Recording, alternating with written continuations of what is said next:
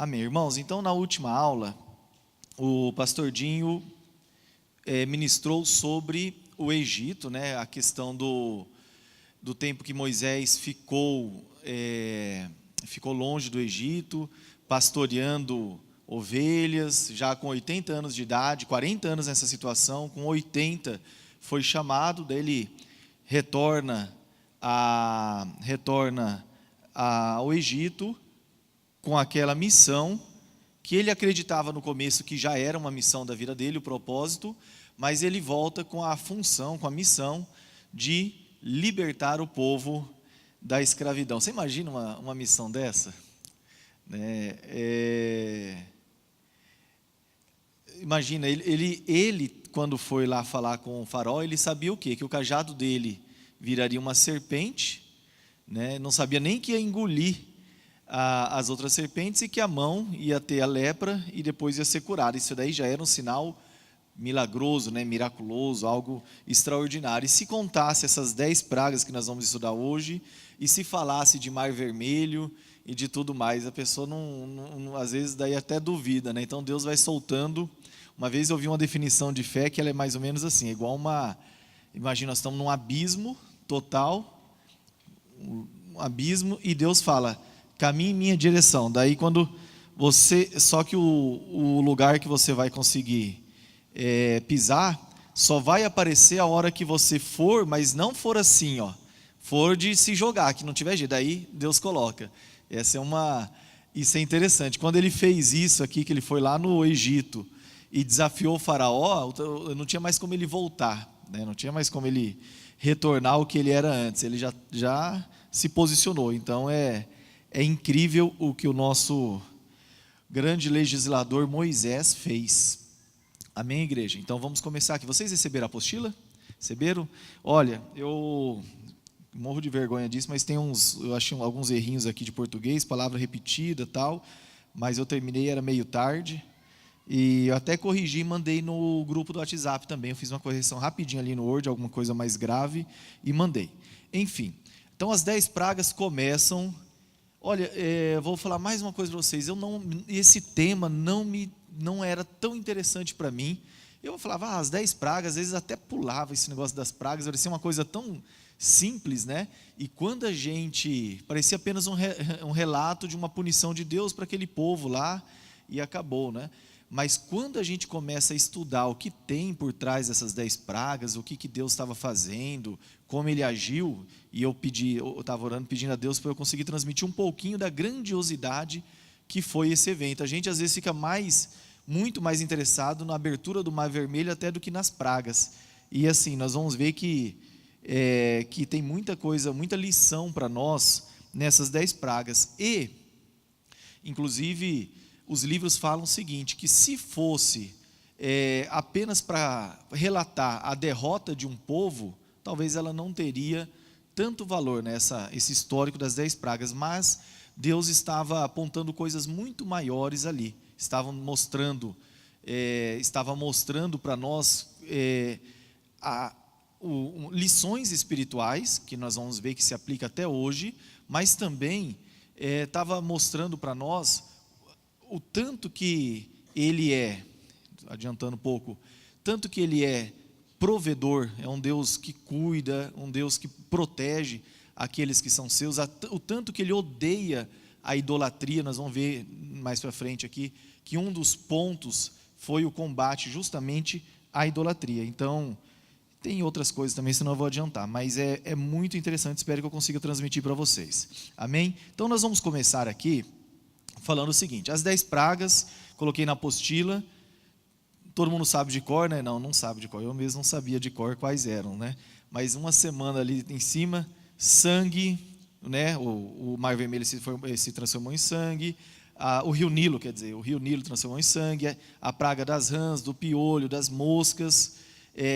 Vai ter uma lição no final da aula, viu? Uma tarefa de casa que eu não consegui achar e eu vou passar para vocês. Peste nos animais, úlceras, chuva de pedras, gafanhotos, escuridão e morte dos primogênitos. Nós vamos abordar cada uma delas. Mas assim, um primeiro aspecto dessas lições que eu falei para vocês é que a gente pode trazer para a nossa vida, que é bem interessante, eu creio, a gente consegue perceber as artimanhas que o diabo usa para nos afastar de Deus, da adoração a Deus, da presença de Deus, dos propósitos de Deus para a nossa vida. Na apostila tem, primeira artimanha do diabo, ele fala do diabo, né, representado aqui pelo faraó. Em Êxodo 5, 8 e 9, fala assim: queremos ir oferecer sacrifícios ao nosso Deus, entre aspas, né, o faraó está repetindo. E aí Faraó fala: sobrecarreguem essa gente com mais trabalho, mantenha-nos ocupados para que não deem ouvidos às mentiras que lhes vêm contar. Então isso já demonstra o que? A primeira maneira que o diabo faz para nos afastar da presença de Deus é: enche de trabalho, enche de serviço, ocupa ele, não dê tempo para pensar. Esses momentos, por isso que a igreja faz, né, um dos motivos que faz esses retiros, a pessoa sai e vai para um canto, vai lá para uma chácara, os jovens hoje estão em retiro, porque se deixa só no automático, as pessoas vão se ocupando e não conseguem parar para refletir e para ter um momento com Deus ali, face a face, que é o que a gente espera que nossos jovens voltem cheios do Espírito Santo. Segunda estratégia, muito que eu consegui identificar, eu identifiquei 5 aqui, mas segunda estratégia, olha o que o faraó fala. Então Faraó chamou Moisés e Arão e lhes propôs: ide, portanto, e oferecei os sacrifícios ao vosso Deus aqui mesmo no Egito. O que está sendo dito aqui? Ok, já que vocês conseguiram se desvencilhar essa questão de trabalho, né, vamos trazer para o dia de hoje, o diabo. Tá bom, ainda assim você quer adorar? Mas adora a Deus aqui no Egito, adora a Deus no meio do pecado mesmo. Para que sair daqui? Você pode, o Egito tinha Deus para todos os gostos, né, para todos os lados, então vai, adora o seu Deus, é mais um. Essa foi uma proposta de Satanás. Ainda bem, aí a importância de o cristão ser posicionado e saber qual a sua posição no reino de Deus. Isso daí é algo muito importante, as pessoas saber, ter esse momento de reflexão e falar: cara, qual é o meu chamado? Eu sou ensino, eu sou cuidado, eu sou evangelista, o que eu sou? O que tem aquele ministério da contribuição, eu sou aquele cara que vou ofertar, qual a minha posição? Porque quando você não tem isso claro, e Moisés tinha clara a informação do que ele deveria fazer com o povo, que era a libertação, quando a gente não tem isso claro, a gente acaba entrando em caminhos que às vezes vão nos desviar daquilo que Deus realmente tem para nós, daquilo que Deus realmente tem para a nossa vida. Eu vou dar um exemplo. Teve uma época aqui na igreja, eu já sou mais antigo, a minha barba não tinha barba e era pretinha, mas em 2010, eu acredito, que eu comecei a congregar, no começo eu me envolvi em bastante coisa. Eu era diácono, depois tive grupo de casais em casa, depois eu fui discipulador, o pastor Dinho discipulava a gente e a gente discipulava mais 2 ou 3 casais.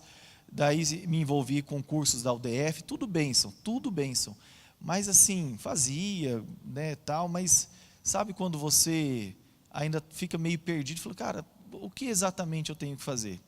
E daí eu parei com tudo e fiquei no banco, quietinho ali, ouvindo as pregações, e começou a me incomodar aquela questão assim de ter que fazer algo mais.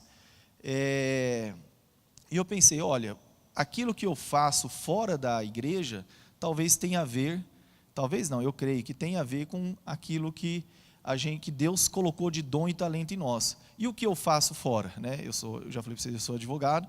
O que eu faço fora? O que eu mais faço é escrever, estudar, transmitir. Tenho canal no YouTube, tem vídeos, tem livros publicados, e eu falei: cara, isso daí não tem, eu faço. Ontem eu fiquei até tarde fazendo isso daqui, e se alguém me der alguma coisa para preparar, eu fico 3 dias enfiado em um quarto, preparando com prazer. Agora, tá? Não fiquem mal comigo, mas assim, Se me chamam, por exemplo, para ir para uma chácara, fica lá às vezes com os irmãos, tal, todo mundo, tarde inteira, joga bola, faz isso, faz aquilo, eu fico ali umas 2 horinhas, já me estresso, já está bom, já não quero ficar tão envolvido. E tem gente que fica uma semana fazendo isso e gosta.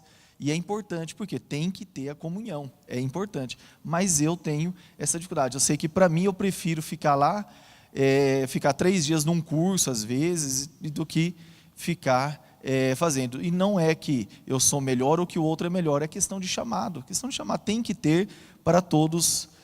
O pastor Jim viajou, né? Então, daí eu me dispus a vir lecionar e faço isso com alegria.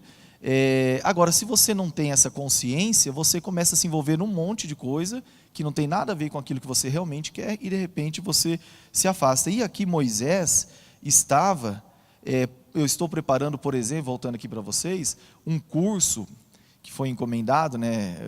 Eu falei, o pastor Jim gostou e pediu para fazer. Eu estou preparando um curso sobre o livro de Provérbios. Eu tenho vários amigos profissionais liberais, assim, que não só advogados, mas de outras áreas, né? E o livro de Provérbios, todo mundo gosta de citar, gosta de abordar ele. Eu falei, cara, eu vou fazer um estudo sobre esse livro e preparar ele. Primeiro eu ia fazer em 12 reuniões à noite, mas fica muito tempo, né?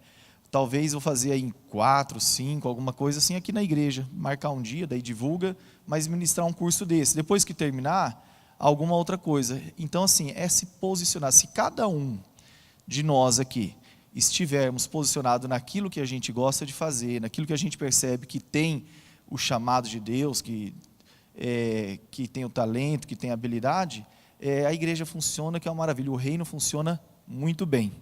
Amém, irmãos? Então, Moisés sabia onde ele queria chegar, então ele não aceitou a primeira proposta não se sujeitou, né, ao mais trabalho, não se abalou com isso. Depois, ele não aceitou adorar ao Deus verdadeiro no próprio Egito. Ele falou, não, nós vamos sair daqui. Olha a terceira proposta de Faraó para Moisés. Essa daqui a gente ouve muito, né? Mas Faraó insistiu, eu vos permitirei sacrificar a vosso Deus no deserto, mas não deveis ir muito longe. E por favor, orai por mim também. Então não deveis ir muito longe. O que é isso? Sabe aquela pessoa que se aproxima de Deus e daí ela vai ficando, vamos falar, atraída cada vez mais pela presença, e as pessoas falam, olha, sem extremismo, para com isso, não vai tão longe. É isso daqui que o faraó propôs. Vai, mas não vai muito longe não, fica um pouquinho aqui. Para que extremismo? Mais uma aqui, proposta. Ide, somente vós, faraó falando, os homens, somente vós os homens, e servir a Deus. Ou seja, para que levar a família, para que converter todo mundo, levar a esposa, levar filhos. Tem relato que teve egípcios que quiseram ir, foi com o povo de Israel também. Então, para que converter todo mundo? Vão só os homens. Então é aquela situação. Às vezes, a circunstância faz o quê? Com que o homem pega e acaba abandonando sua família, deixa de tentar levar outras pessoas para o reino, que é mais ou menos a proposta que a gente vê aqui, que o Satanás, né, fez para o povo de Deus, fez para Faraó. Mas olha aqui mais uma, que interessante. O Faraó mandou chamar Moisés e Arão e ordenou-lhes, ide, portanto, servir a Deus. Fiquem somente os vossos rebanhos e o vosso gado. As vossas crianças e mulheres poderão ir também. Ok, você quer ir? Tal. Mas para que ofertar a Deus? Para que dizimar? Para que entregar a primícia? Para que levar seus bens materiais? Larga de ser besta, para aquele povo se enriquecer, comprar carro novo e tal. Então, assim, tem aquelas críticas, né? Ainda mais se a pessoa assiste na televisão alguns cultos, daí ele vai falar, larga a mão do dinheiro, vai você então, vai com a família, mas deixa seus bens, né? O seu bem é seu. Então, a ideia é o quê? É claro que nós estamos tentando tirar uma lição disso, porque Faraó, na verdade, não queria que o povo fugisse, então ele ficava segurando o contexto aqui é que Faraó segurava as mulheres, depois falou, fica no Egito, porque não queria que eles fugissem. Se eles vão com tudo e com dinheiro, com os bens, com gado, daí o pessoal vai embora. Então, esse é o contexto. Mas o que a gente pode trazer é aquela proposta. Vá para a igreja, ok, mas na hora que falar para levantar, para ofertar, para dizimar, não entregue, né? Essa é a proposta que o diabo acaba fazendo em nossos corações. Amém? Ok, alguma pergunta aqui? No final a gente faz uma perguntinha, né? Tem uma lição para vocês aqui que eu não resolvi, não consegui achar a solução, eu vou pedir para o pastor Carlos depois trazer na próxima aula para nós. Olha, mais uma lição espiritual que a gente consegue tirar aqui. A gente começa a ler o texto, fala, cara, o que Deus quis dizer aqui? O que ele falou? Eu coloquei assim, o desespero do inimigo. Antes do livramento, a perseguição, a dor e o sofrimento podem aumentar. Significa o quê? Que a vitória está próxima. Olha como está no texto. Moisés dirigiu-se a Deus e disse, ó meu Senhor, por que tratas mal este povo? Por que me enviaste? Desde que fui falar com o Faraó em teu nome, eles têm maltratado ainda mais o povo, e tu nada fizeste para livrar. É aquela situação, né? Quando você está no olho do furacão, é fácil a gente olhar para trás e ver o contexto, tudo que aconteceu, né? Cronologicamente, os desdobramentos. Mas, quando a gente está no olho do furacão, a gente nunca sabe quando que está perto a libertação, quando que está perto a libertação, quando que está chegando a bênção, né, aquilo que a gente está esperando. Então, algo que a gente pode perceber é o quê? Quando aumenta muito o ataque, é porque tem algo bom ali chegando. Isso daí acontece muito nos retiros, nos congressos, que dizem que quando o diabo está fazendo a festa, fazendo aquilo lá, esperneando, lutando contra, é porque vai ter coisa boa ali, vai ter libertação, vai ter vitória, vai ter vida transformada, vai ter arrependimento. Então isso daí é uma lição que a gente vê desde aqui, desta época. Olha que interessante, eu coloquei aqui para vocês, Isaías 53, 10, 11, por exemplo, fala, quando em Isaías 53, Deus está falando do Messias, né, do ungido, do seu ungido, do Cristo, e fala que após muito sofrer, ele ia se deleitar com o resultado da sua obra, daquilo que ele fez. Então é algo interessante. Eu coloquei aqui também que os santos, lá em Apocalipse 6:10, clamaram, até quando, ó verdadeiro e santo dominador? Eles estão perguntando o quê? Até quando tanto sofrimento? Então, é normal você clamar no meio do sofrimento. Você não vai, algumas vezes, murmurar, reclamar, mas clamar faz parte e deve ser feito. E daí a gente vem em mais uma liçãozinha que a gente pode tirar, ou uma liçãozona, né? Uma liçãozinha que a gente pode tirar. Vou ler o texto. Moisés repetiu tudo isto aos israelitas, mas eles não fizeram caso dele, porque estavam muito desanimados devido à dureza da sua escravidão. Olha o que acontece, isso daí mostra para nós, eu coloquei ali como um Deus paciente e compreensivo. Isso mostra o quê? Que o nosso Deus, Ele conhece o material do qual somos feitos, Ele não é aquele carrasco que fala, não, vocês pararam de acreditar, então que fiquem à própria sorte, né? Não, Ele é um Deus que sabe da aflição, do sofrimento e tem essa posição do quê? De compreender e agir mesmo assim em favor daqueles que estão sofrendo. Em Jonas, no livro de Jonas, tem um relato que eu acho muito interessante, que ele fala, deixa eu abrir aqui, que ele fala bem assim, Jonas, o último capítulo é 4, né? Jonas 4, ele fala bem assim, olha que legal. Relembrando, Jonas está bravo com Deus, lá está resmungando, está de bico com Deus. Por quê? Porque Deus falou que ia fazer um monte de coisa, ia destruir Nínive, e Jonas foi lá, morrendo de medo, mas acabou indo, né? Foi levado, deixa eu pôr no 3, acho que é final do 3. Ele vai lá e fala tudo o que vai acontecer, mas o povo se arrepende e Deus não faz nada daquilo. Daí Jonas fica enfesado e vai para um canto, né? Por exemplo, final de Jonas 3 fala assim: Deus viu o que fizeram, como se converteram do seu mau caminho, e Deus mudou de ideia quanto ao mal que tinha dito que lhes faria e não fez. Daí vem e conta que Jonas falou: Deus, por que você fez isso, tal? E ele vai para um canto e prepara uma cabaninha, uma sombrinha ali com os gravetos, e fica bravo porque o graveto seca, vai uma lagarta, Deus envia uma lagarta, e ele reclama com Deus, e Deus fala assim: olha, deixa eu ver, você tem compaixão da planta que não lhe custou nenhum trabalho, você não a fez crescer, numa noite ela nasceu e na noite seguinte desapareceu.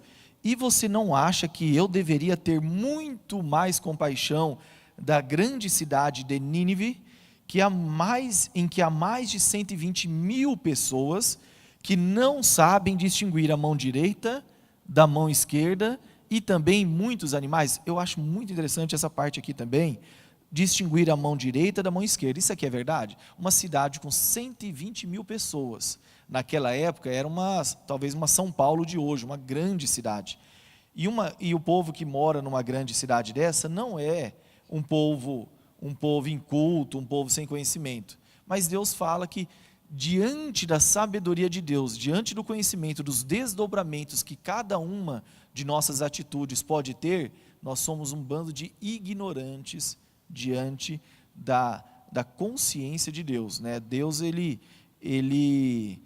para ele, nós seríamos, a diferença nossa para um bebê é menor do que de Deus para nós na questão da consciência. Por quê? Porque ele é infinito. Então ele viu o povo de Nínive pisando na bola, pecando e fazendo tudo aquilo lá, e ele teve compaixão, foi compreensivo. É o mesmo que acontece aqui. O povo não fez caso de Moisés, quer dizer, parou de acreditar.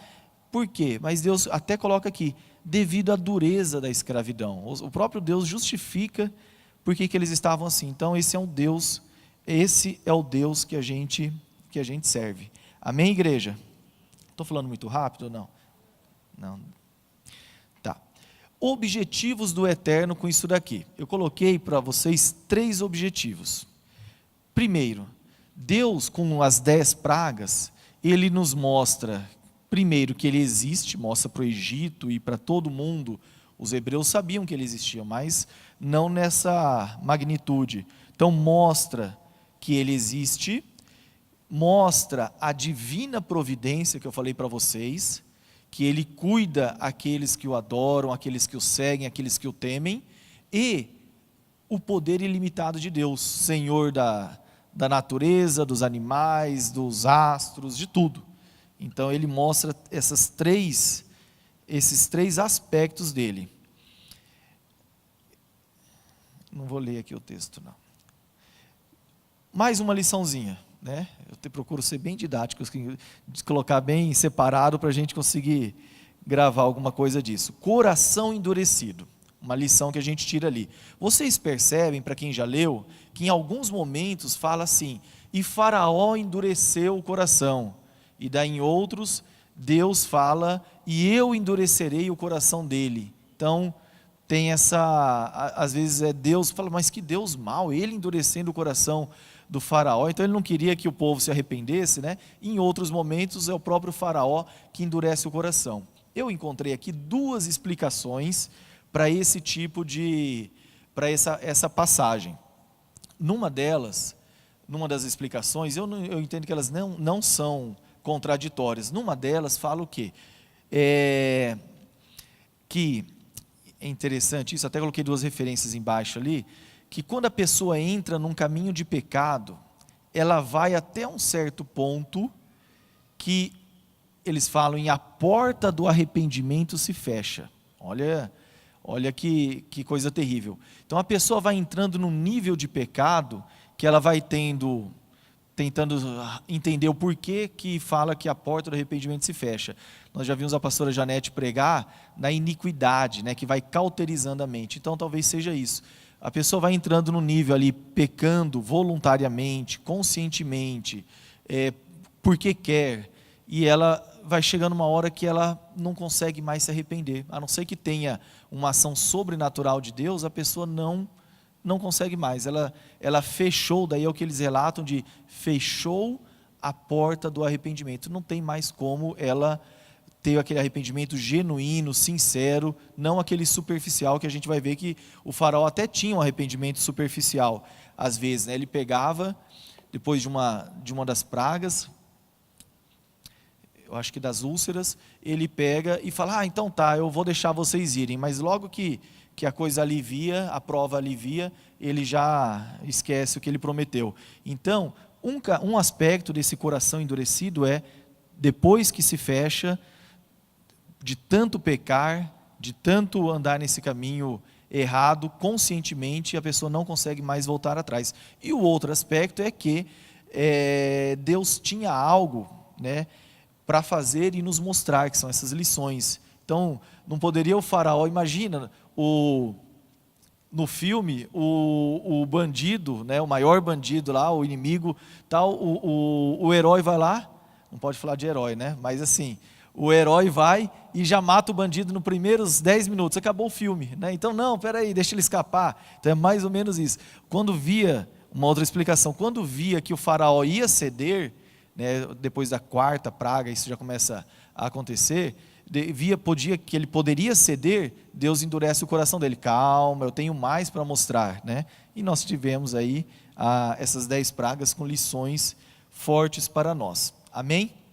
Então isso daqui é uma introdução, e como eu falei para vocês, essas 10 pragas podem ser analisadas sobre diversos aspectos. O principal dele, ou um dos principais, é a humilhação, é subjugar os deuses do Egito. O Egito, falamos dele em outra aula, ele era muito idólatra, né? Tinha Deus para todo lado, e cada praga dessa é uma forma de afrontar alguma idolatria deles, algum aspecto da idolatria deles. Por exemplo, vamos falar aqui um por um agora. O primeiro, a questão do sangue, né? O rio Nilo se transformou em sangue. O rio Nilo, ele era considerado um deus, né? Considerado um deus, e o deus que representava eu coloquei o deus Hapi, né? Lá na Patagônia tem um lago, o Hapi, né? Mas não deve ser o mesmo, não. Hapi, o deus Hapi. O deus Osíris, o deus Kurum, Neite, Artbor, quer dizer, tem um monte. Os deuses egípcios, eles não eram assim muito separados por áreas de atuação, ele era meio misturado. Na mitologia egípcia é tudo meio misturado. Então o que acontece? Eles associavam a criação, o poder, a provisão ao rio Nilo, e Deus vai lá e ataca isso. Interessante que eu coloquei aqui para vocês na apostila, a água dos hebreus não foi atingida. Isso daqui não é claro essa informação, até depois se fosse corrigir, porque alguns estudiosos falam que os hebreus foram protegidos desde a primeira praga, e outros falam que não, que foi a partir deixa eu ver de qual delas aqui, das moscas, né? As 3 primeiras eles sofreram, e a partir das moscas é que o povo foi guardado. Então, por exemplo, tem uma explicação que fala que nessa questão da água ser transformada em sangue, você vai ver no YouTube, tem vídeo inclusive falando disso, que como eles não foram afetados, os hebreus, os egípcios iam lá pedir água, e daí quando ele ia beber, na hora transformava em sangue, e a hora que o hebreu ia tomar, a água era limpa. Então é um sinal milagroso. E tem uma explicação que diz assim, que o único jeito que os egípcios conseguiram para tomar água potável, né, água que não fosse transformada em sangue, eles tiveram que comprar a água dos hebreus. Daí eu já acho que é puxação demais assim, para falar que eles ganharam dinheiro com isso, mas tiveram que comprar água, né, e tem uma explicação séria sobre isso. Então, quando o egípcio pagava pela água ao hebreu, a água era pura, era água potável, e outros não. Nós vemos na própria Bíblia falando que foram cavados poços ao lado do rio Nilo, mas também não fala que esses poços deles vinha água potável, não. Eu acredito na explicação mais razoável, é que esses poços vinha água potável, né, tiveram água potável, porém o Egito era grande, então apenas aquele povo que estava mais próximo ali das margens é que conseguiram, vamos falar, um livramento, mas a grande população do Egito sofreu muito porque não tinha acesso a esses poços, tá? Então o que a gente percebe aqui, né, que tem uma disputa, Deus, o Deus único e verdadeiro, o Deus dos hebreus, o nosso Deus, afrontando os deuses do Egito. Segunda praga, as rãs. No Egito existia, deixa eu ver se eu pus o nome dela, a deusa Heket, não sei se a tradução está certa, tá? Eu coloquei com Q-U-E-T mudo, tem tradução que é H-E-Q-T só, Heket talvez. Essa deusa Heket, ela é até representada em algumas figuras, né, com aquela cabeça de rã, não sei se vocês já viram, uma rã, um sapo. Então, essa deusa foi aquilo que o Senhor quis afetar, e ela era também deusa da prosperidade. Vocês vão ver que tem um quadro na página, umas 2 páginas adiante, onde está bem assim associado qual é a praga e o Deus que foi afetado. É complementar. Ficou um pouquinho apagado, mas consegue ler. Então, na praga das rãs, foi essa deusa que o Senhor quis destruir.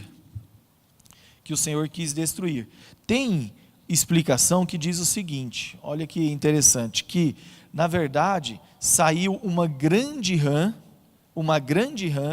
do rio Nilo, e dessa grande rã os egípcios iam lá e começavam a bater nela, para tentar matá-la, e cada vez que batia, ela transformava, ela expelia mais rãs, e dela saíram rios, né, de muitas rãs. Eu acho estranho isso, porque tem explicação também, aqui é uma aula, né, então nós estamos vendo os dois lados, tem explicação também, e que é a mais razoável, que Deus quis que o povo tivesse nojo daqueles deuses, e um dos deuses, tiveram nojo do rio Nilo, o deus deles, né, um dos deuses deles, eles passaram a ter nojo, não queriam beber a água, porque virou sangue. Daí, essa deusa Heket, ok, vamos fazer vocês ficarem com nojo disso.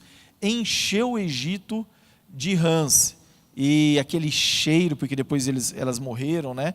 Aquele cheiro, aquele barulho, então eles passaram a ter repulsa daquele Deus. Então isso, Deus com D minúsculo, isso é o que está por trás dessa forma com que Deus agiu. Então eu não acredito que batiam na rã igual alguns rabinos explicam, e daí ia saindo mais, até mesmo porque ia ter que bater muito até encher o Egito inteiro, né? Mas é uma explicação, e eles falam que essa é a verdade, né? O comentarista, o Rashi, que a gente cita bastante, explica isso. Então, era essa a intenção dele, o pessoal tivesse nojo das rãs.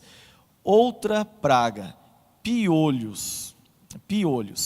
Foi aqui, porque nas 2 primeiras os magos conseguiram reproduzir. Então o faraó endureceu o coração, falou, isso aí é magia. Agora, a partir dessa praga dos piolhos, os magos não conseguiam mais repetir, e falaram, isso é obra de Deus, isso é dedo de Deus, né? Isso é obra de Deus. Aqui que começa mas também não se arrependeram, né? Aqui começa a virar o jogo. O que mostra, qual lição que a gente pode tirar também? Esses piolhos atingiram também os sacerdotes, apesar de que os sacerdotes eram todos carecas, né? Eles eram tudo cabeça raspada. Se você olhar nos filmes, aquele da Record é bem legal, aquele, eu acho que é nos 10 Mandamentos que relata isso, né?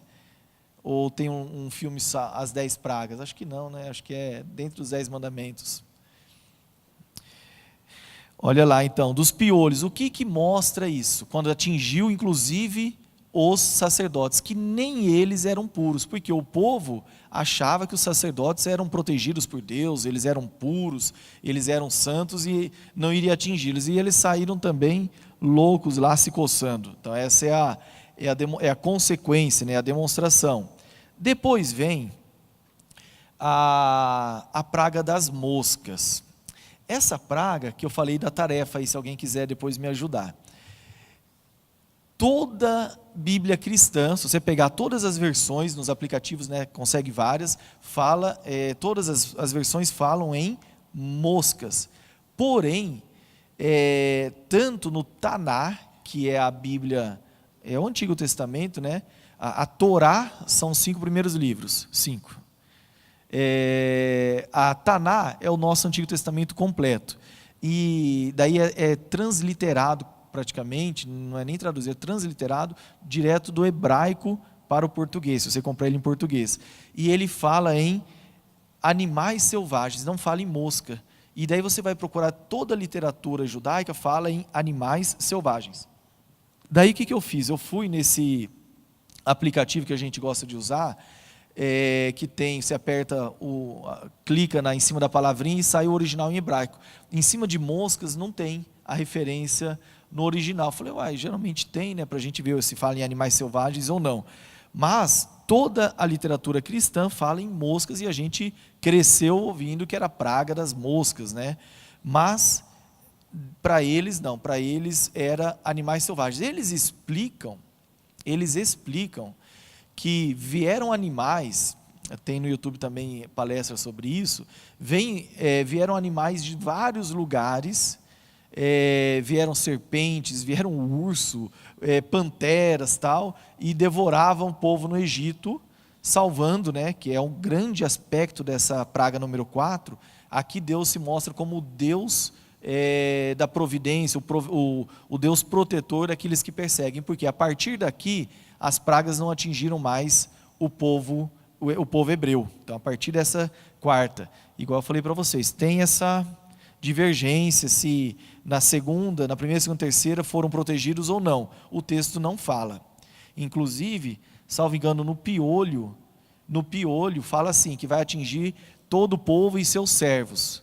Porém, talvez existiam servos de outras nações que não apenas os hebreus. Então, a gente não pode, com base nisso, concluir, né? Mas a questão das moscas, fala em animais selvagens, e a gente estuda sempre com moscas. Eu procurei e não encontrei a razão, era para ter, né, algum estudo falando por quê, o que é mosca ou é animal selvagem, né? O que é, na verdade, qual é a praga, né? Porque é muito diferente. Ok, então aqui, o que está em jogo? O que é a grande lição dessa número 4? A questão da proteção ao povo hebreu, e fala também sobre a beleza, porque aquilo ali dava nojo, e o egípcio, né, tem muito culto à beleza, à forma, ao exterior, e daí eles ficavam cobertos de moscas, e aquilo ali foi uma forma de afrontá-los nisso, em mais uma idolatria deles. Amém? 5ª peste. Olha que interessante aqui. 5ª praga. Peste sobre bois e vacas. Novamente, Deus protege seu povo. Mas o que acontece? A vaca, né, o gado, tinha um Deus específico. Eu coloquei aqui Deus Apis. Deixa eu ver se é o mesmo que está aqui também. É o mesmo que tem nesse quadro. O Deus Apis, ele representa a fertilidade dos rebanhos. E tem também a deusa Hathor, que era uma deusa vaca. Ela é representada como uma deusa vaca. Se você colocar no Google, Deus, deixa eu ver qual desses deuses aqui, essa Hathor, ela vai ter alguma representação humana dela, mas tem a antropomorfismo, né, que eles falam, a transformação do homem daí nesse animal, e tem figuras, eu encontrei, da deusa pintada como se fosse uma vaca. E o que mostra aqui? Que o povo se apega às suas propriedades, acreditando, não, a propriedade é minha. Deus está no controle de tudo. Deus está no controle de toda a propriedade. Tudo está debaixo dele. Então, os animais foram atingidos e a gente tira essa lição. Feridas sobre os egípcios. Olha que interessante. Nessa sexta praga, até essa sexta praga, os magos estavam ao lado do faraó. Estavam lá, não conseguiam mais repetir, mas pelo menos estavam do lado, questionando, falando alguma coisa. Nessa questão aqui das feridas dos egípcios, a Bíblia relata que eles não conseguiram ficar diante de faraó, porque eles foram também atingidos. Tem lugar que fala em chagas, tem tradução que fala em úlceras, tem uns que fala em feridas purulentas. Então o corpo todo foi atingido por isso. Nós estamos passando aqui, mas rápido, eu já vi explicação que isso demorou 10 meses, mas não faz sentido, porque muitas vezes aqui fala em 3 dias, 3, 6 dias, uma semana, mas tem explicação que diz que demoraram 10 meses, porque entre uma praga e outra tinha um tempo de aviso, que não era só uma vez, mas a gente lendo o relato parece que foi tão rápido, talvez daria no máximo aqui 10 semanas, se foi uma semana cada. Mas, enfim, essa peste essa ferida sobre os egípcios mostra principalmente que Deus quis atacar o deus Sekhmet e Inhotep, talvez não seja essa tradução, mas que eram os deuses das curas, e daí os magos viram que eles não tinham poder algum sobre as curas, e que era o Deus Todo-Poderoso, Hashem, o Senhor, Yahvé, que efetivamente tem um poder sobre isso. E aqui, daí a gente vai para a sétima praga, chuva de pedras.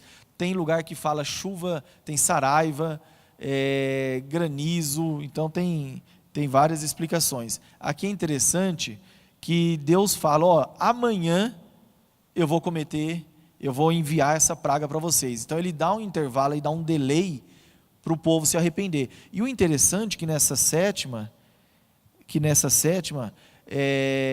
alguns egípcios creram, temeram e se prepararam, porque Deus falou, olha, eu vou matar o gado que estiver no campo. Então você pode colocar ele para dentro da sua casa, colocar no estábulo, protege ele. Quem estiver no campo, o gado que estiver no campo vai morrer. E alguns mais espertos foram lá e acreditaram, e guardaram o gado e acabou sendo liberto. E mais uma vez isso não atingiu a terra de Gósen. Vamos ver aqui. Nesta praga, o faraó confessa. Aqui faraó confessou, pequei, o Senhor é justo. Eu coloquei assim, porém a pessoa quando tem o coração endurecido, ela até demonstra um arrependimento quando a coisa aperta. Pegam ela no pulo e ela se arrepende e tal, mas assim que, se não houver um arrependimento profundo, genuíno, assim que passa aquele momento de dificuldade, a pessoa volta, espera um pouquinho e volta do jeito que estava antes. Então isso mostra que Faraó estava neste nível, porque por mais que se arrependeu ali imediatamente, mas depois não demorou muito, só foi acabar essa saraivada aí cadê a Marcinha? Não está aí, Saraiva, falando de saraivada, e que ele volta ao que ele estava fazendo antes. Amém? Vamos ver aqui qual que é o Deus que está sendo, o Deus, a propriedade na agricultura, o Deus Nut, Isis e Set, que foram atingidos. Então Deus foi, não digo nem que é uma luta, eu coloquei no começo uma batalha entre deuses, coitados, não tem poder nenhum, não puderam fazer nada para salvar esse povo. E você imagina que quando acontecia essas pragas, os magos, os sacerdotes, que o Egito tinha muito, ficavam lá clamando, loucos, desesperados, pedindo para ter a proteção dos deuses dele, e não servia para nada. E o interessante é que Moisés ainda falava o seguinte: ok, então eu vou orar e vai parar. Isso mostra o quê? Que Deus controla também o tempo, né? A cronologia da coisa. Ele falava e parava, não era algo que ia embora devagarzinho, cessava de repente. Nós vamos ver isso, por exemplo, aqui nos gafanhotos. Quando ele falou para parar, veio um vento super forte e levou tudo embora, não ficou nem um gafanhoto no Egito. Mas olha lá, a praga dos gafanhotos, 8ª praga. Existe um Deus chamado Deus gafanhoto. Na verdade eu vi também como Deus inseto. Deixa eu ver se tem aqui. Tinham 2 deuses que foram os alvos desse ataque. O Deus Shu, não é o Shu que a gente faz, né? É o Deus Shu do ar. E o Deus Sebec, Deus inseto, também Deus crocodilo em outras representações. E daí o que acontece? Antes dessa praga, a gente percebe que depois da saraivada, né, que matou o gado que estava todo no campo, nessa praga dos gafanhotos, os conselheiros do rei foram lá, do rei do faraó, foram lá e falaram: olha, até quando vai acontecer isso? Deixa esse povo embora. Mas mesmo assim o faraó falou que não estava com o coração endurecido, né, não tinha mais nada que fizesse ele mudar de opinião. Ele acreditou o quê? Que ele resistindo, pelo relato, dá para a gente entender que ele resistindo a cada onda de pragas, ele ia vencer o Deus poderoso dos hebreus. Então, nessa praga dos gafanhotos, tivemos o ataque, né, a humilhação desses 2 deuses, pelo menos, né, não sei se tinham mais outros, mas lá tinha bastante, o Deus do ar e o Deus inseto. E você vê que a coisa vai apertando. Agora, na 9ª praga, ele vai afrontar o principal Deus do Egito. Quando nós falamos, na aula sobre o Egito, nós vimos o Deus Ra, o Deus Sol, esses obeliscos, inclusive, que tem em vários lugares do mundo, lá no Vaticano, né? Semana que vem eu vou estar lá, mas eu não vou lá pedir bênção para o Papa, vou só de passagem, mas lá tem um obelisco enorme, que foi trazido, inclusive, do Egito, e tudo isso em homenagem ao Deus Sol, que é o maior, para eles era o mais poderoso dos deuses. E Deus fez o quê? Trouxe a escuridão total. Os incrédulos dizem, ou talvez não seja incompatível também, que na verdade foi uma grande nuvem daquela tempestade de areia que veio e cobriu o Egito. Porém, tem explicação que fala, não, de repente veio treva mesmo. Eles falam que chegava a ser palpável a treva. A pessoa não conseguia sair de casa. Imagina assim, você não consegue, chegando perto de alguém, você não conseguia vê-lo. É como se você estivesse de olho fechado. Ou pior, né, porque era palpável. Então isso foi o quê? Uma afronta direta ao Deus Sol, ao Deus Ra. Vamos ver se tem mais algum Deus aqui também que eles colocam. Tá, não, Deus Ra, Deus Amon-Ra e outros deuses que tinham, mas esse era o principal. Então aqui a coisa foi apertando até que pegou o principal deles. Aí você imagina, mais uma vez, a cena, né? Os magos, os feiticeiros, todo aquele povo lá do Egito, clamando, desesperado para o Deus Ra voltar, aparecer e trazer a luz, e nada acontecia, né? Totalmente impotente perante Deus. Agora, vem a última das pragas, que a gente conhece bem, que é a questão dos primogênitos, né? A morte dos primogênitos. Aí Deus deu o golpe de misericórdia dele, né? O golpe fatal, e mostrou que ele é o Senhor da vida e da morte. E daí humilhou o primogênito na cultura egípcia. Ele era muito importante, era o sucessor do faraó, ele era a pessoa que, morrendo o pai, iria ser a provisão, o sustento da família. No exército, inclusive, antigamente tinha, não, eu não posso ir para o exército porque eu sou arrimo de família, né? É o filho mais velho, ou não necessariamente? É o provedor, né? É o provedor. E então, no caso aqui, essa incumbência, essa obrigação era do primogênito lá naquela cultura. E isso foi afrontado e Deus mostrou que é Ele que está no controle de tudo. Amém? Então não vou nem dizer batalha, vou corrigir. Esse é o cronograma do nosso Deus humilhando, acabando com essa idolatria, mostrando para eles que só tem um Deus que controla tudo, que é o Senhor dos exércitos, que é o Deus poderoso. E falando em Senhor dos exércitos, agora mudando, nós analisamos sobre a questão da afronta aos deuses, à idolatria do Egito. Mas a gente vê nos livros outras formas de estudar também essas 10 pragas. Aqui eu estava escrevendo isso aqui, na verdade eu fiz só os itens, né, do 2b, Deus agindo como comandante de guerra. Então tem uma explicação falando que Deus agiu, né, que daí você começa a analisar sobre várias óticas, como comandante de guerra. Por exemplo, primeiro ele envenenou a água do inimigo, depois ele fez muito barulho, porque relata-se que um dos grandes dramas do fato de ter aquelas rãs era o barulho, que era insuportável. Então ele fazendo o barulho, tocando as trombetas para assustar o inimigo, atirando flechas. Quem que seriam as flechas aqui? Os piolhos, né? Atirando flechas. Depois, no 4, convoca outros exércitos para se unirem à luta.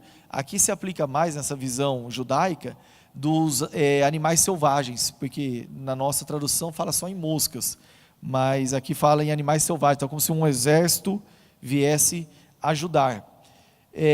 5, aquela peste nos animais, é o que? O comandante do exército destruindo os animais do inimigo. Depois, 6, a peste nas pessoas, destruindo a força do inimigo, né? As próprias pessoas sendo atingidas. Saraivada de pedras, né? Pedra, né? A pedra era de gelo, né? Granizo, então a pedra de gelo. Isso aí até que não é tão claro em algumas traduções, né? Mas a pedra, e vinha fogo também, então bombardeando o inimigo, né? Como fosse um cenário de guerra. Depois, a 8, entrando na cidade e destruindo, né? O que é isso? Os gafanhotos vieram, invadiram a cidade, e se sobrou algo depois da saraivada, então os gafanhotos terminaram de destruir a lavoura e o que tinha, né? Inclusive a provisão do inimigo. Depois, o 9, jogando o inimigo na prisão, a escuridão, aquela densa treva, é como se fosse uma prisão para o povo. E depois, no 10, mata os líderes do inimigo. Interessante, né? E um outro aspecto que eu coloquei aqui, é o aspecto, isso aqui nós vamos passar também, passar mais rápido, terminar até 10h50. Um outro aspecto é o lado psicológico das 10 pragas, mas no psicológico, naquilo que pode possibilitar uma autossabotagem. Eu usei outra palavra aqui, né, uma característica perniciosa, mas uma autossabotagem. Por exemplo, toda a confiança do povo, grande parte estava no rio Nilo. Então, assim, o que a primeira praga mostra? Que a confiança, quando você tem uma confiança exagerada, ela pode ser destrutiva, principalmente não, quando essa confiança não está em Deus. Se não estiver em Deus, se estiver na prata, no ouro, né, a gente sempre fala disso, a Bíblia fala bastante disso no Novo Testamento, mas na força do braço. Agora, se você não confia, sua confiança não está em Deus, ela se torna destrutiva. Olha aqui a questão da representação, o que seria o significado das rãs. A rã, ela representa, eles falam aqui, intimidade fria, aquele estado emocional, quando a pessoa tem um estado emocional distante das pessoas, ela não consegue se conectar, isso também causa nela um problema de relacionamento, de família, de amigos. Submissão doentia, dos piolhos. Ambição selvagem, essa ambição selvagem aplica mais, vocês estão vendo que eu uso a literatura judaica aqui, né, a maioria. Então a ambição selvagem seria naquela visão de que não foram moscas, mas animais selvagens que vieram de vários habitats diferentes do deserto para lá. Então a pessoa que tem aquela ambição exagerada, além da ambição que é natural, que é desejável, né, ela acaba podendo destruir a pessoa. E tem outros aspectos aqui, por exemplo, amor congelado, a saraivada, os granizos caindo, o fluxo de água representa amor, mas quando ele vem em forma de gelo, Deus está querendo afetar esse lado, falando, olha, o amor de vocês está congelado, não presta. Deixa eu ver se tem mais alguma interessante aqui. Mente trancada, né? A escuridão, a densa treva. Eu coloquei um itemzinho, a parte mais mística do judaísmo, isso aqui é a Cabala, né? A parte mais mística fala que cada pessoa tem 10 pontos de energia na sua alma, que ela pode usar para o bem ou para o mal. E essas 10 pragas seriam a representação de que o povo egípcio havia se corrompido em tudo isso. Em tudo isso. Olha aqui, justiça de Deus, um outro aspecto, retribuindo na mesma medida. Eu não queria passar de 10 páginas, então eu só coloquei. Existe um princípio judaico que chama midá keneged midá. Aqui saiu colado, né? Mas é separado, é midá keneged midá. Esse princípio, a tradução é medida por medida. Medida por medida. E daí o que acontece? Os rabinos explicam vários fatos que fazem conexão a cada uma das pragas. Então, Deus atacou em cada uma delas algo que o povo egípcio fazia de maldade. Por exemplo, matou o primogênito. Então, o que aconteceu lá atrás? Tentou matar todos os filhos dos hebreus também. Tentou, né? Porque não matou todos. Então, tentou matar todos os filhos dos hebreus. Então, a retribuição é medida por medida, vai lá e mata os primogênitos deles também. Então, por exemplo, dos animais selvagens, eles explicam que os egípcios mandavam os escravos ir atrás de animais para circo, para zoológico, e colocando os hebreus, né, os judeus, em risco de vida. Então, consequentemente, depois vieram essas pragas sobre eles. Eu não quis colocar porque eu acho que é mais como ilustração.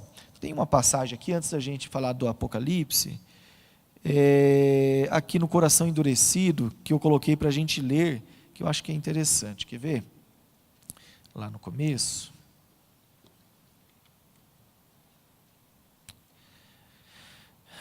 Vamos pegar aí pelo menos Hebreus 10, 26. Hebreus 10, 26. Que às vezes a pessoa pode falar, nossa, mas Deus endureceu o coração, né, da pessoa. 10.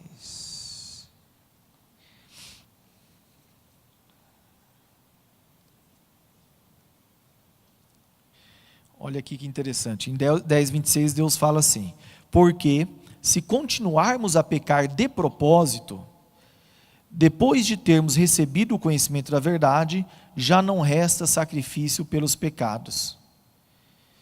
Pelo contrário, resta apenas uma terrível expectativa de juízo e fogo vingador. Podemos interpretar isso como o quê? Uma vez que a pessoa mantém-se naquele pecado intencional, chega uma hora que não adianta mais fazer expiação, não adianta mais fazer sacrifício por aquilo ali. Então tem um limite, né? Um tema interessante para estudar seria aquela questão da medida da justiça, né? Tem umas passagens bíblicas que falam isso. Até ele completar a medida da iniquidade. Eu acho tão interessante, tão misterioso querer entender o que é essa medida da iniquidade. Qual é a medida que a pessoa pode ir? Até que ponto para que essa possibilidade de arrependimento se feche? É um tema bom aí para se alguém quiser discorrer, fazer o TCC no final da nossa EPE, né? Vai ter que fazer um trabalhinho, né? Amém? E temos ainda um paralelo que a gente pode fazer antes de terminar com algumas. O Apocalipse fala em flagelos, mas tem tradução fala pragas, né? Que estão descritas em Apocalipse 16. Eu sei que tem gente que não gosta de ler Apocalipse porque traz sentimentos ruins, mau agouro, né, tal, mas na verdade o Apocalipse é um livro da vitória, né? O cristão ele tem que gostar, o livro preferido dele deveria ser não provérbios, não cartas de amor, né, não salmos, a maioria gosta muito dos salmos, mas deveria ser o Apocalipse, né? Principalmente na hora lá da vitória. Então, olha, vamos ver aqui algumas pragas, né? Alguns flagelos se repetindo. Úlceras malignas e perniciosas. Está onde? Em Apocalipse 16, 2. Deus também vai trazer isso em breve, tomara que seja logo, amém? Ou que demore ainda 1000 anos, né? Então, que seja logo, né? O mar se tornou em sangue, Apocalipse 16, 4. O mar se tornou em sangue e morreu todo ser vivente. O rio Nilo, quando foi atingido, tinham peixes que também eram idolatrados, algumas espécies, e também morreu tudo, né? Fedeu, a coisa ficou feia. Homens foram queimados com fogo, né? Apocalipse 16, 8, saraivada, igual eu falei para vocês, além da pedra, do granizo, entende-se que vinha também fogo, né? A Bíblia fala mais em trovões e relâmpagos, mas eu já vi tradução falando em fogo. 3 espíritos, o reino se transformou em trevas, né? Escuridão total, Apocalipse 16, 10. 3 espíritos imundos, semelhantes a rãs. Olha o mistério aí da rã de novo aparecendo. E 16, 21, chuva de pedras. Consegui, foi um pouquinho corrido, mas eu consegui terminar no horário. Pessoal, então assim, abordando as 10 pragas, eu tentei trazer algumas outras formas que as pessoas analisam ela, porque não é um texto, não é um conteúdo tão longo, né? E eu gostaria de perguntar se alguém quer fazer uma pergunta, um de cada vez, para não tumultuar, né? Por favor, pelo menos umas 3 perguntinhas. Olha lá, irmão. Alguém leva o microfone lá para ele?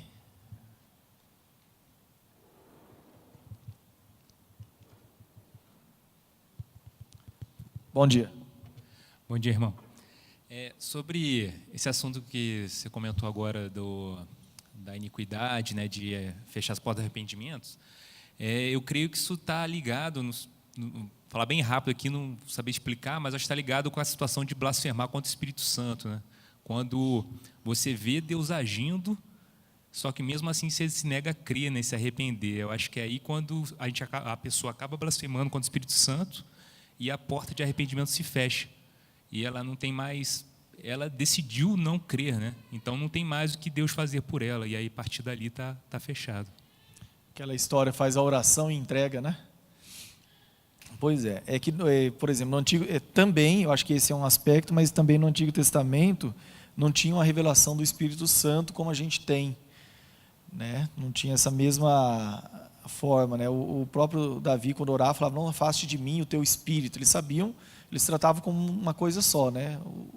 A manifestação de Deus, mas eles não tinham isso tão claro, que é o Espírito Santo, né? Diferente da figura de Jesus, mas ainda assim sendo um só. Mas é legal, um bom aspecto para olhar.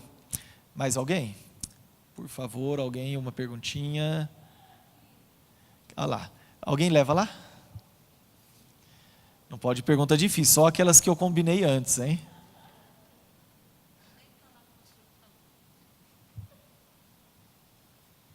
Bom dia, pessoal. Bom dia. Eu ouvi a palavra desse rapaz agora, sobre que há um tempo para tudo, e Deus luta para conquistar aquela pessoa, arrependimento, tudo. Aí quando Deus vê que não dá certo, Ele desiste. Eu nunca ouvi falar isso na Bíblia, em lugar nenhum, que Deus desistiu de salvar alguém. Eu reconheço que Deus se arrependeu de criar a raça humana, por isso que colocou coisa. Agora, ver a pessoa arrependida, mas de repente ela volta de novo. Aí me lembra aquela passagem que Jesus falou para Pedro. Pedro falou assim: quantas vezes eu devo perdoar o meu irmão? Aí Jesus olhou bem para ele e falou: 70 vezes 7. Ou seja, não tem tempo, não tem hora, não tem nada. Perdoa, perdoa, perdoa, perdoa, perdoa, entendeu? Então, eu não acredito que Deus desiste da vida de nenhum ser humano, porque nós somos a imagem e semelhança dele.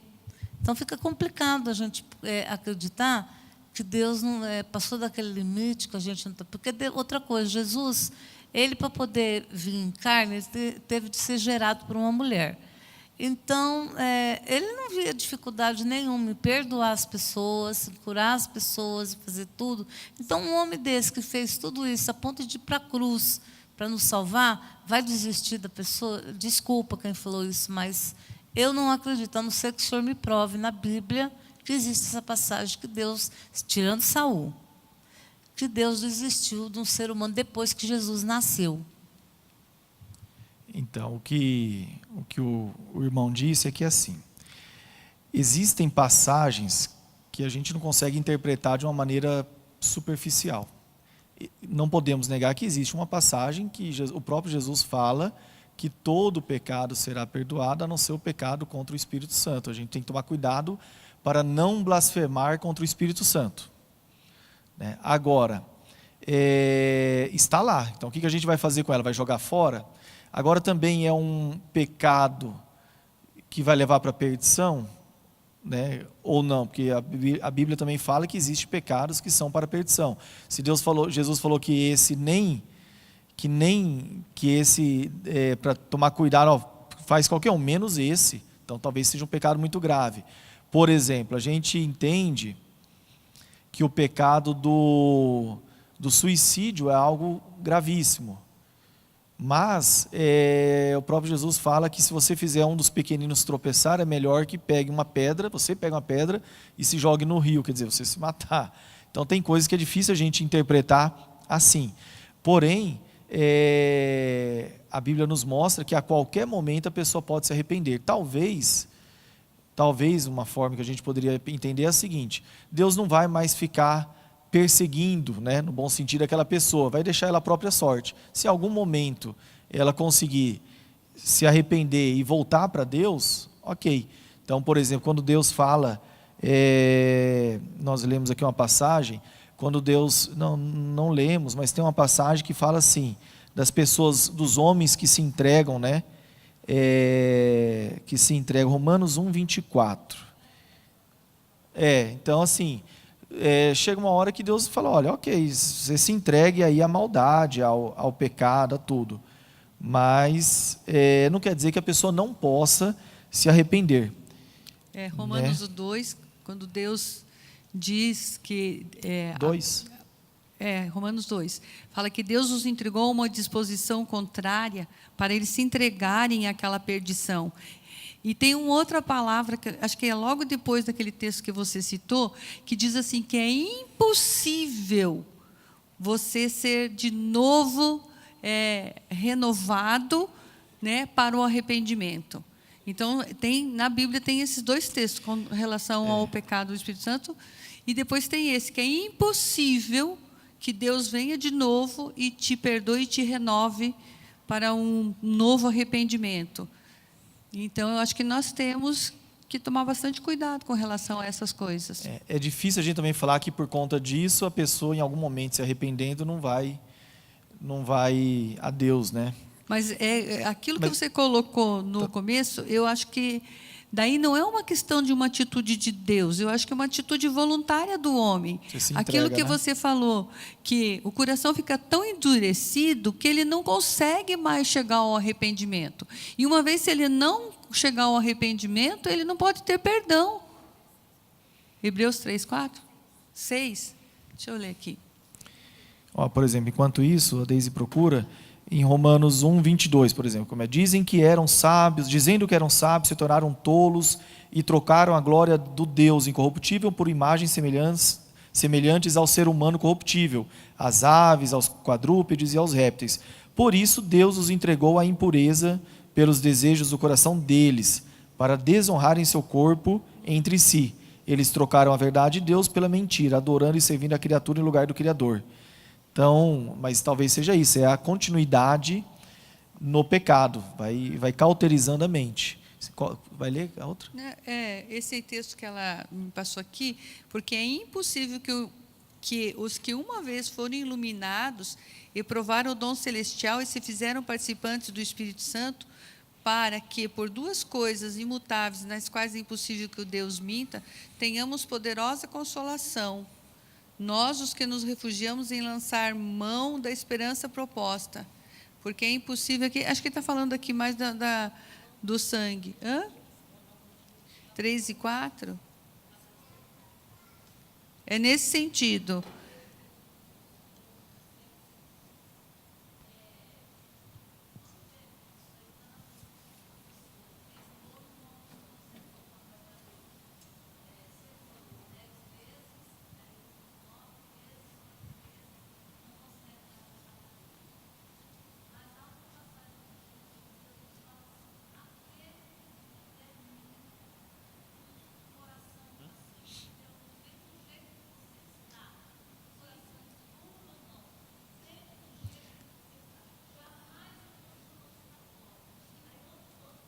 Nós estamos falando de coisa diferente, porque aí a pessoa foi até Deus.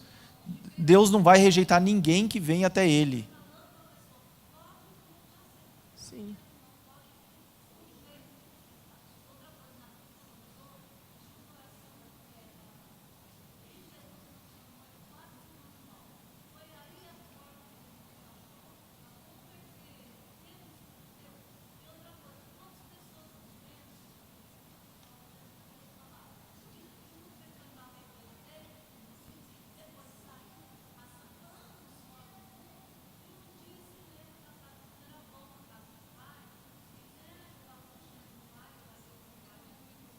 Verdade.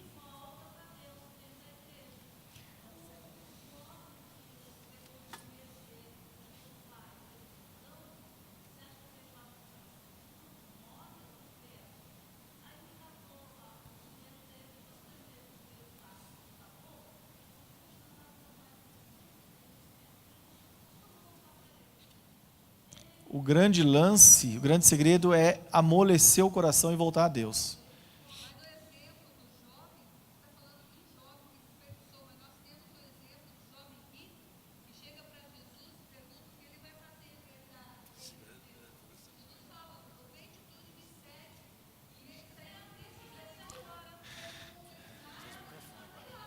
Mas nós não sabemos também se depois o jovem rico não se arrependeu. Então a gente não sabe a história completa. Às vezes depois... Davi no Salmo 51, ele pede a Deus, me dá um coração inclinado, me dá um coração inclinado a te obedecer. Né? Me dá um coração inclinado a te obedecer. O Davi pedindo a Deus, quer dizer, ele está reconhecendo o coração dele difícil, um coração talvez inclinado ao pecado, e o rei, por isso que era um homem segundo o coração de Deus, né? Olha o coração que tinha Davi, e daí Deus, ele pede e fala, me limpa que eu ficarei mais puro do que a neve, e ele fala, me dá um coração inclinado, um coração firme, ele fala um espírito firme e um coração inclinado a te obedecer. Então Deus pode mudar. Mas assim, o que eu, resumindo, isso aqui vai ter um monte de coisa que a opinião é diferente. A aula é assim. Mas a questão é a posição da pessoa. Se a pessoa não buscar, chega uma hora que ela vai entrando num nível que ela não sai dali. Agora, pode em algum momento uma circunstância externa trazer um choque de realidade. E a pessoa está lá e fala, meu Deus, onde eu estou? E ela pode dali surgir. Isso daí assim. Agora, e outros nunca conseguem ter esse despertamento e acabam indo para a perdição. O inferno existe e tem gente lá, né? Então, tem que ter alguém lá. Então, em algum momento a pessoa tem que se despertar. Amém? Alguém quer perguntar alguma coisa? Ou desejar despertar, né? Desejar. É o essencial. Eu Exato. Gosto Cadê muito você? de uma visão que eu tenho aprendido com vocês, que é a questão dos princípios de Deus. Deus, ele é um Deus de princípios, ele é um Deus eterno. Então, ele sempre foi, ele é e ele sempre será. Isso é imutável. Embora algumas cerimônias, alguns rituais, algumas coisas tenham mudado, mas os princípios de Deus, eles são eternos. Tão eternos que ele não poupou o próprio Filho, para que houvesse uma oportunidade da graça, da misericórdia, chegar até as nossas vidas. Eu gosto muito, já fiz estudos sobre Romanos, e eu ia falar exatamente esse versículo que fala, Deus também os entregou a concupiscência do seu coração. Nós vimos no teatro do John Bever, do Movidos pela Eternidade, quando a gente lê o livro, a gente vê com mais detalhes que eles vão se justificando, muitos personagens, nas ocorrências do dia a dia. Ai, porque me difamou, eu fiquei assim, porque fulano agiu de tal modo, eu me entreguei, porque Deus deixou ciclano chegar lá, acabou acontecendo isso comigo. E eu acredito, sim, que muitas pessoas, eu mesma, se não me cuidar, se não reconhecer a minha essência diante de Deus, de quem eu sou, pecadora, frágil, falha, errada, se eu não fizer isso, é possível que chegue diante do julgamento e queira se justificar para Deus, que conhece de tudo.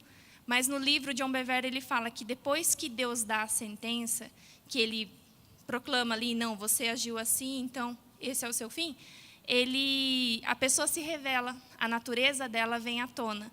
Então eu acredito nessa palavra de Romanos, assim, Deus, ele veio, ele ama, ele quer essa comunhão conosco, mas ele é um Deus de princípios. Jesus está aqui sendo o caminho aberto para qualquer um hoje, mas a gente tem que querer esse caminho, querer estar nele. Como a gente vai conduzir o passo a passo, o dia a dia, das batalhas de cada um, o Espírito Santo vai conduzir com cada um, mas tem que estar ali. E Deus quer, ele busca isso, mas ele é um Deus de princípio, haverá juízo. Amém. A questão é estar se arrependendo, 70 vezes 7 por dia, por hora, né? Quando a pessoa chutar o balde e falar, não, nisso eu não vou mudar, daí começa o caminho errado. Mas enquanto a pessoa tentar, ainda que ela erre muito, mas Deus está sempre disposto a perdoar, né? Amém? Alguém quer falar mais alguma coisa, contribuir? Eu quero. Eu aqui, meu Henrique. É que a gente coloca muito em Deus os parâmetros que nós temos como homens. Então, quando a gente fala de amor, a gente acha que Deus ama como a gente ama. Então, a minha medida de amor, por mais que eu eleve ela ao máximo, eu jamais vou entender, porque Deus é o parâmetro perfeito. E a gente confunde, às vezes, o Jesus que já veio humilhado com o Rei dos Reis que vai vir. Então, ele disse no texto, né? Ele vai dizer para crente, ó, eu não te conheço. E vai dizer com muita equidade, com muita tranquilidade. Ah, mas muitos naqueles dias dirão, em teu nome eu fiz isso, eu fui na igreja. Tal. E ele vai dizer com muita tranquilidade, ó, eu não te conheço. Porque Deus, ele já veio humilhado, Jesus já veio humilhado. E as pessoas acham que ele ainda vai vir. Não estou dizendo que ele vai vir ruim, mas ele vai vir Rei dos Reis, Senhor dos Senhores. Ele vai trazer um governo de justiça e equidade, na medida de Deus. E a gente, às vezes, fala, Deus é misericordioso, mas o que é misericórdia para mim? Né? Então, eu acho que Deus funciona dentro do nosso entendimento. E Deus, os meus pensamentos não são os pensamentos de Deus. E as pessoas, às vezes, confundem isso. Eu acho que Deus vai continuar, ele vai falar, cara, eu não te conheço, não sei quem é você, com muita tranquilidade, porque o tempo de arrependimento é hoje. Olha que interessante, essa passagem que você falou, que as pessoas vieram e profetizaram, curaram, expulsaram demônios em nome de Deus. É bem o típico caso da iniquidade. Porque o problema é o pecado não arrependido. Resume tudo isso. Se o pecado for arrependido, Deus é misericordioso. Se ele não tiver arrependimento, e daí a pessoa que vive fazendo isso, mas não se arrepende, ela de um lado ela age em Deus, né, porque está de acordo com o princípio, e Deus vai cumprir o princípio, mas por outro lado está uma vida em pecado. Então Deus falou, você fez um monte de coisa boa, né, expulsou demônios, curou os enfermos, pregou em meu nome, mas você tinha pecado não arrependido aqui, praticando a iniquidade. Exatamente. Então, ele vai dizer, eu não te conheço, não sei quem você é. Pode estar dentro da igreja. Ainda que seja, né? Isso não quer dizer que ele seja mal. A gente lembra daí a importância, né? Brincando aqui, depois apaga, a extrema unção, né? O padre vai lá, o cara está morrendo, fala, você se arrepende no finalzinho, né? E é um princípio, né? No final, ainda que seja no último momento, o ladrão da cruz, no último momento, se arrependeu e foi para o céu. A irmã, cadê ela? Foi embora. Ela passou a pergunta para você? Não? Pessoal, então, do irmão.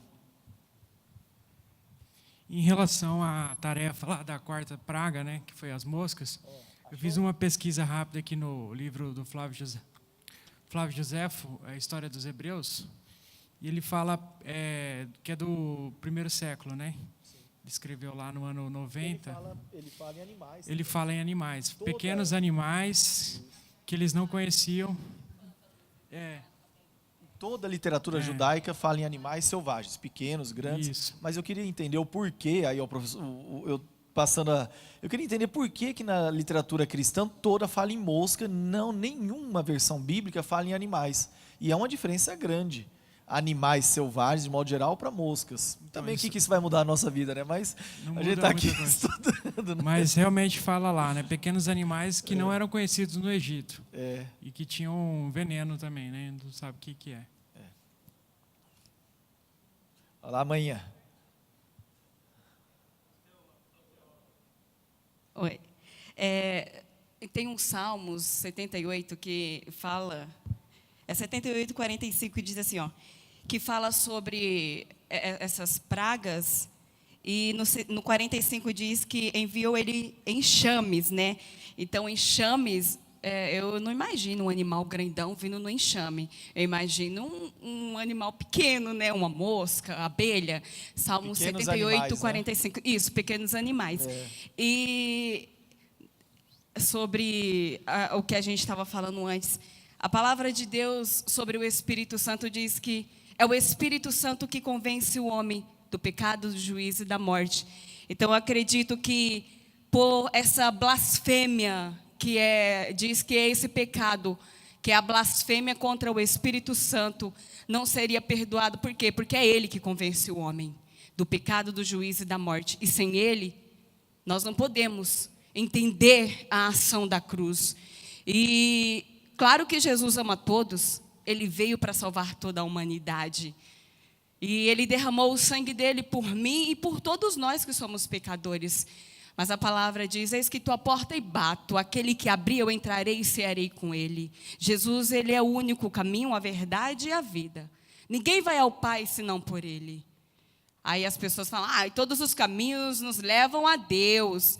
E eu até concordo, todos os caminhos nos levam a Deus, mas só existe um que nos leva ao Pai, é Jesus. Porque todos os caminhos nos levam a Deus, porque todos nós um dia estaremos diante do tribunal de Deus. E Paulo também fala assim a respeito de uns lá que estavam atemorizando lá, e ele fala assim, entrega esses aí para Satanás, porque eles não querem. Paulo mesmo diz, porque o homem endurece o coração. Em Romanos 9, Romanos fala que Deus endureceu o coração de Faraó. Para quê? Para que se cumprisse, para que fosse anunciado o nome dele. Então, ele é Deus, ele faz do jeito que ele quer. Nós somos apenas o vaso na mão do oleiro. Como que questiona o vaso para o oleiro? Paulo também diz isso. Não podemos. Ele é Deus, então ele faz do jeito que ele quer. Nós somos apenas criaturas dele. Então, ele é soberano. Ele é onipotente, ele é onipresente. Todo poder, toda a soberania está na mão dele. E ele faz. Amém? Amém. Vamos orar para encerrar. Alguém quer falar alguma coisa, comentar? Amém. Deus, nós nos colocamos na Tua presença, Pai, para agradecer pelos ensinamentos que tivemos aqui, pelos debates, pelas opiniões, cada uma delas. Que o Teu Espírito nos guie, Pai, para que a gente consiga discernir aquilo que é verdade, aquilo que vem do Teu trono, aquilo que revela e que a Tua presença e que edifica nossas vidas, Pai. E aquilo que não convém, apaga, Deus, deleta. E agradecemos, Pai, pelo sacrifício que o Teu Filho fez por nós lá na cruz. Obrigado, Pai, tanto por termos hoje como estudar aquilo que o Senhor fez no Egito e até, Deus, o paralelo daquilo que o Senhor em breve, cremos, fará, Pai, quando o Senhor vir para destruir os ímpios, Pai, com os flagelos sobre a humanidade, Pai. Nós temos, Deus, o Teu Filho nos deu a possibilidade de sermos Teus filhos, Pai.